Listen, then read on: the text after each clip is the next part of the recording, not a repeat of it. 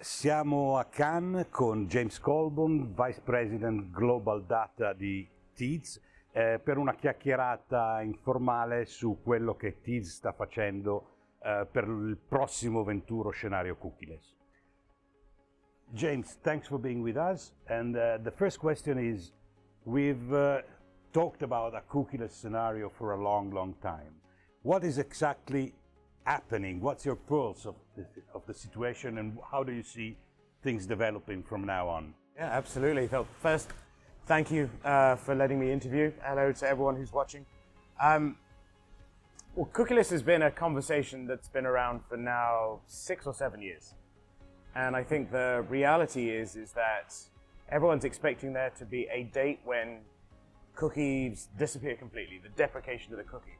But the reality is that cookie loss has been happening for years now, to the point where many markets, cookie-less impressions are a more dominant inventory source than cookie-based. And so we're in France today. Over 50% of all the impressions we see don't have a cookie attached. In Italy, slightly different. We're in about sort of 30 to 35% of impressions don't have a cookie. But that's a big amount of impressions that people aren't able to buy today. So first answer to that question is that the pulse of where we are today is that people are missing a lot of opportunity by carrying on advertising the same way they have done for years, but now missing more and more impressions and more consumers because they're not changing to adapt to advertisers who are on iPhones or on Safari. Mm-hmm. The second thing is that we've been facing endless delays. I think that people are sort of in this situation where it's like, hurry up and wait. The recent sort of delay from Google, I think, is slightly different this time around. It's to be able to get final testing complete, versus the previous delay was based upon the fact that the solutions that Google were building, the privacy sandbox, they weren't ready. All of that's ready and operational, so now it's just testing to be able to see if the alternatives work, which means I think that we will see a different approach to the timeline. And therefore, for me, one of the big things to plan around is end of Q1, early Q2 next year is when we will see sort of the final life of the cookie, so to speak. But at the same time, I think that the big message we've always been sort of talking about is cookieless is not a future state, it's a now state. There is so much missed opportunity that's happening today that we encourage everyone to take advantage of cookieless solutions today, tomorrow, pre-deprecation of a cookie, during and post. Okay, you've mentioned twice opportunities already. And so the specific question is, what are these opportunities on both the demand side and the publisher side? Well, I think it's both. I mean, the opportunity is very straightforward in both situations. If you continue to advertise using cookies, you are missing out on audiences that you may want to reach. So to give you an example, a lot of research will say that an iPhone audience is often, they travel more, they have more disposable income, they may shop more. But if you continue to be able to buy using a DSP and cookies like you have done for a long time, you're not going to reach those users. And you would think with so many impressions being cookieless now, that people would say, okay, well, I'm going to adapt to be able to accommodate all of this missed opportunity. But the industry stats, we read it in eMarketer, came from a company called 33 Across. It has recently published a report that suggests that less than 20% of all programmatic spend in the US market, as an example, is going on cookieless alternatives. So that means 80% of spend is still being sort of spent using cookies. Now, if you think about the US market, we see all of the impressions across all of our publishers. It's a good representation of the market. So for every 100 impressions we see in the US, only 40% of them have a cookie attached. So that means if these two reports line up, 80% of spend is being spent in only 40% of available impressions. So what that means is that impressions become scarce, or in an auction dynamic, they get more expensive. So people are missing out on the opportunity of reaching audiences and finding scale. Now for the publisher has the opposite side of that conversation, which means that the spend for them is not coming in from demand sources that aren't embracing cookieless solutions, which means publishers maybe missing out on yield for their inventory that is oftentimes targeted, where often that drives better yield, or it's really sort of focused on impressions that advertisers want to buy, but they're not getting that potential ad revenue. And so both sides of both demand and supply aren't taking advantage of the opportunities that are presented by embracing cookieless solutions. And that's hopefully the best way to sort of describe it. It's really thinking through, I've got to change, but when's the right time to change? And you can't blame advertisers, publishers, because every time there's a delay, it's like, okay, well, do I do it now, or should I invest now, or should I invest now? And so you can understand that for many, it's frustrating to be able to say, well, until I know for sure that cookies won't exist, I'll invest my time, my money, whatever need be, in other areas. And so it's an interesting sort of dynamic. So for us at TEADS, we want to be able to educate people that any investment now on cookieless solutions will be beneficial for both the advertiser and the publisher. You mentioned TEADS, which was my next question. This is flowing so well. And the question is, what is TEADS actually doing about the cookieless future, and what kind of solution are you offering to clients? So TEADS, I've been at TEADS for 2-3 years now, and was drawn to the company by the wonderful relationships that TEADS has, we have now with publishers, and it gives us access to a lot of signal information from those publishers that we can use to be able to start developing cookieless solutions. And so for the last 3-4 years, TEADS has been building what we call the data suite, but it's a series of data-driven solutions that are cookieless.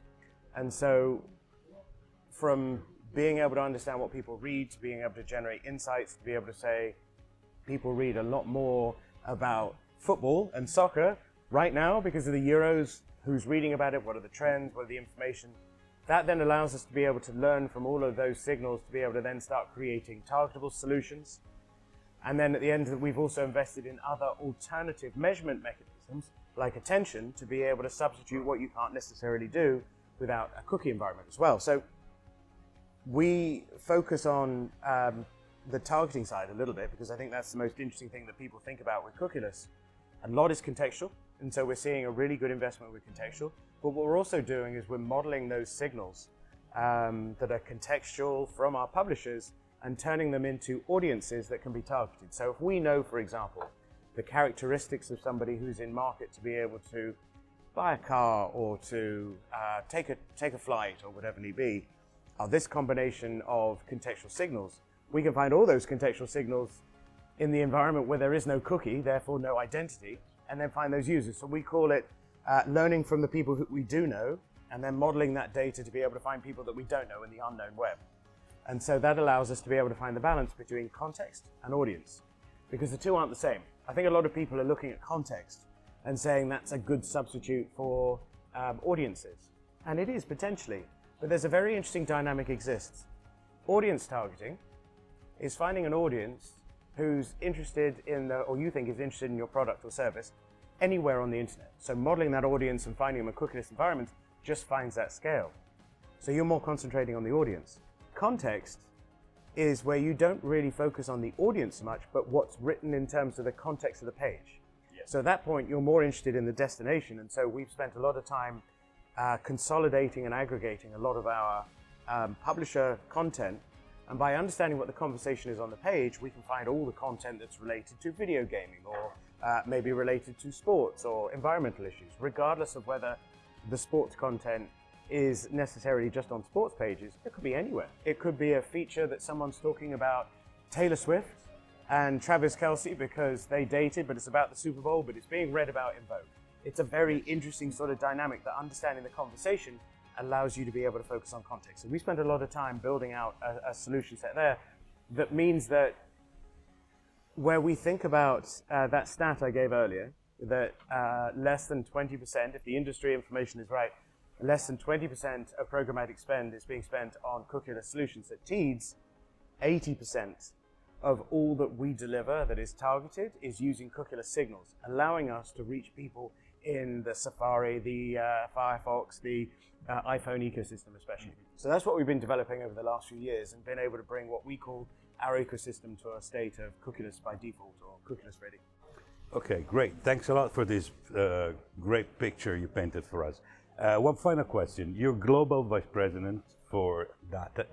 And what do you see in terms of differences of how different countries are moving? You mentioned an Italian statistic earlier that we're a little bit lower than other countries. How do you see the whole scenario developing according to different countries? Yeah, and sorry, excuse me. Different markets have got let's say a lot of things that are moving at the same time. So being able to understand it is important. One of the big variables to think about is regulation. So what may be permissible in one country may not necessarily be permissible under GDPR law in another country. So that's an important thing to be sort of aware of in terms of seeing a different rate of adoption of different types of cookieless alternatives like identifiers is a different conversation when you need to make sure that there's a lot more opt-in consent. And so understanding that I think is important. The second thing is the rate of the usage of devices and how people are consuming content indicates where there are cookies or where there may be cookie-less environments. I'll give you an example.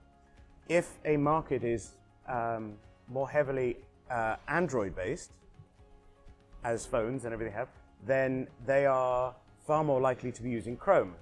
And so that's why the Italian market is a little bit more Android-focused than, say, for example, the UK market, which is more predominantly iPhone.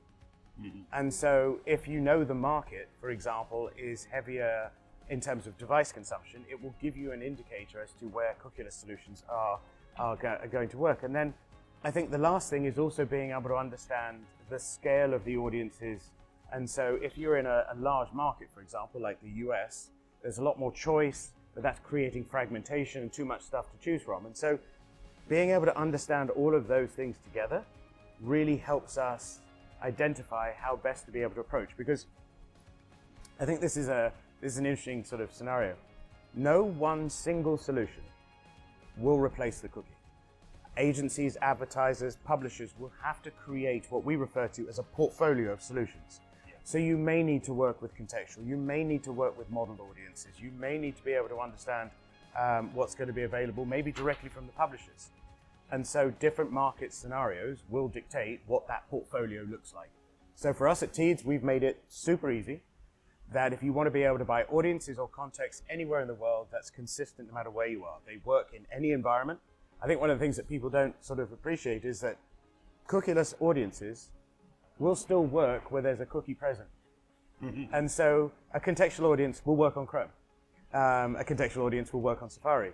The only big difference is a cookie audience won't work in Safari. It won't work on Firefox. And so that's the big difference. And so being able to understand, how do I create a uniform solution for everyone? So I want to buy audience, I want to buy context, I want to be able to help our publishers monetize.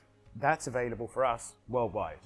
But then the varying degrees of solutions that are enabled by cookies today may vary. So a great example would be onboarding an advertiser's first-party data. That requires identity. Identity is something that is given by the consumer. So a large retailer, for example, has got all the information when someone buys. It's in their CRM system. But a publisher needs to get somebody to be able to log in to consume the content. Once they've logged in, you match those two together, and that's going to be potentially a replacement for the cookie. The problem is that publishers don't have a strong enough value exchange sometimes to be able to get people to log in. And ask yourselves, and if you're watching this, something to be able to think about is, how many articles have you received from a friend or a link or a colleague that you click on it and it says to be able to read this article you have to log in? And then ask yourselves how many times you actually did log in. Now, there'll be a small percentage of people who do, and when they do, you'll be able to learn from that small audience to be able to scale into the larger audience, which is where we use a lot of that data for modeling.